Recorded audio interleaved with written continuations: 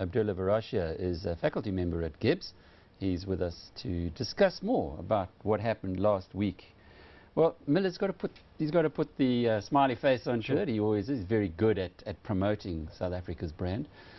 But given recent developments, let's just keep the development side out on the one hand. On the political side, being a member of BRICS is all of a sudden not such a happy place to be.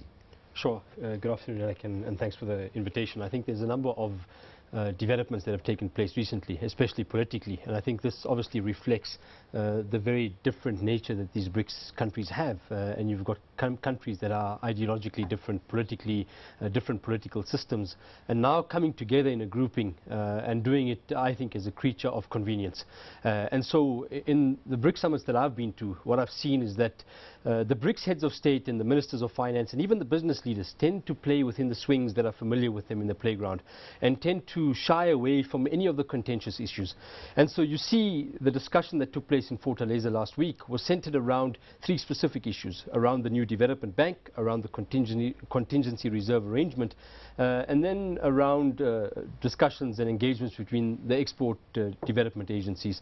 And there was then a lot of hot air and discussions around various issues, from Syria to Palestine to the relationship with the United States of America, the new and developed world. But it was very much statements, and there was nothing concrete. And I think that reflects the nature of this BRICS grouping. The fact but it is interesting, because O'Neill, when he called it BRICS in the first place, he was just talking about 4 countries, and then South Africa got involved as well. So it's really 5 countries, and as you say, with very diverse cultures, diverse backgrounds, diverse agendas, on a political sense. But on an economic sense, is it a good place to be, for us to be in there? Well, I think, of course, I think South Africa's role in the BRICS is critical in terms of advancing the African agenda. And there was quite a bit of discussion and heated debate, as you've seen from Nozipo's interview with Miller, around the initial response from South Africa. And in Durban last year, South Africa thought that we're definitely going to get the headquarters of this bank. And I think 12 months later, we realized the different political and economic interests that all of the BRICS countries bring to the table. So this decision around this new development bank was actually taken in Delhi in 2012. It's taken 2 years for the 5 countries to come to some sort of consensus in terms of finality on this development bank. And the reason for that was because there was uncertainty in terms of where the bank would be headquartered and the mechanization of this bank. And I said the other day that it's not as if Cinderella put on a shoe at midnight in Fortaleza and this development bank is now reality. It's going to take another 2 to 3 years for this bank to come into fruition. And that's going to be a tough time in those 3 years as the finance ministers who form part of this technical task team come together and try and find some common ground in terms of the focus of the bank, where the bank will finance and the type of projects that it will finance. And more importantly, how it's going to be funded. Because the feedback we got from Fortaleza was that all 5 of the countries are going to be putting in $2 billion a year for the next 7 years. Correct. Now, China has got, well, infinitely more reserves than we have, because we have negative and they, well, we don't have negative, but we have negative debt. They, of course, don't have debt at all. For South Africa to be putting in 140 billion rand, that's like 1 whole year's company taxes gone into the development bank as a shareholding. Those are big numbers for us to be coughing up for a small country. Sure, 100%. I think in comparison to China, as you rightly say, it's pocket change for China, but South Africa, it's a key part of our GDP and a sizable contribution from our GDP every year for the next 7 years. But I think it's a bold move from South Africa. And the reason I say that is whenever you've got the creation and the formation of a multilateral institution, whether it was 1945, the formation of the United Nations, or the initial formation of the World Bank and the IMF, that initial formation and ensuring that you've got an equal say at the dinner table is very important. And South Africa's played quite a critical role in terms of elevating itself and putting up the requisite initial capitalization of that bank to ensure that we have equilibrium in terms of the say of that bank and the decision making of that bank.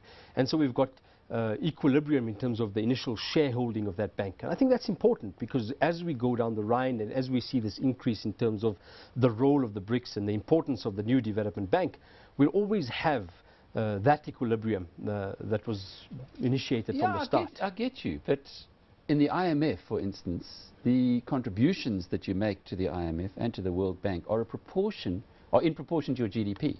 Yeah. The Chinese are many times the contribution that South Africa makes there. Sure. In this instance, what are the benefits What is the tangible benefit of what's going to be a massive sacrifice for this country? I mean, 20 billion, that will give us a national health insurance. Sure. I think the tangible benefits are multifold. I think the one is, I appreciate the fact that South Africa negotiated hard for this regional headquarters. And there was a strong push between China and India in terms of Delhi versus Shanghai as the headquarters. South Africa was never in the running in terms of that headquarters. So why did Rob Davies think we were, and Zuma thought we were as well? Well, I think there was a view. There was a strong push from the South African government in terms of trying to put Johannesburg as a convenient, independent, quasi-independent country where we could actually play quite a key role in terms of utilizing Johannesburg as a headquarters for the development bank. I think there was a strong push as well from Delhi and from Beijing. And what is this development center? Is there going to be another one in the subcontinent? Is there going to be another one in Asia? Or is it just in South Africa? Do we serve parts of the world from Johannesburg? No. I think the regional center is specifically focused on infrastructure and green energy projects in Africa. And I think it gives us the opportunity to put Africa on the agenda, firstly. And secondly, to really start having engagements with some of the other development banks here, the Development Bank of South Africa, the AFDB, in terms of co-financing projects. Is this going to be bigger than the African Development Bank? Or indeed, in time, is it going to be more useful to Africa than the IMF and the World Bank? Well, I think in time it's definitely going to be a much larger institution. And I think the impact that the new development bank will have is that it obviously creates a much more safer environment for other private lending institutions to go and co-finance projects. It gives that requisite comfort to a number of private lending institutions. And I think that's where this new development bank has a much bigger influence than the $50 or $100 billion corpus that's been initially put together.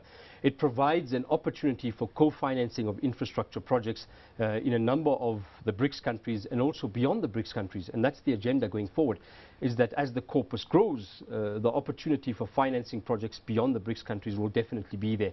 And so South Africa... the obvious question, because we are running out of time, is will South Africa get more than the 140 billion rand that it's going to be putting in over the next 7 years? In other words, had we just taken that 140 and invested in our own infrastructure, will that be less than the way we can leverage this up in the new BRICS Bank? Sure. I think there are obviously positives and negatives to a size of contribution that we've put together. The positives for me are multifold. I think one, we often speak about this lack of inter-regional trade in Africa, especially in sub-Saharan Africa. And it's as a consequence of very limited infrastructure on the continent. And so this BRICS Development Bank, given the fact that the sectoral focus will be on infrastructure developments, and secondly, given the fact that we'll have a regional center here in Johannesburg, gives us an opportunity to ensure that we tie up some of the infrastructure development opportunities that have been identified at NEPAD and the African Union to the financing that the new development bank will put together. And so as we get infrastructure developments off the ground and we get the requisite financing, that opens up opportunities for South African companies who find it a huge challenge to be able to transport goods and services. And so infrastructure unlocks economic opportunities, and I think that's the benefit. No doubt, but let's hope that we get a good bang for our 140 billion, because it's a lot of money, and I don't know if that penny has quite dropped yet. But Abdullah Verachia is with GIBS, a faculty member at the Gordon Institute of Business Science, South Africa's leading business school, depending on which survey you look at, of course. There's a recent one that says UCT got ahead of them, but on the Financial Times survey, GIBS is #1.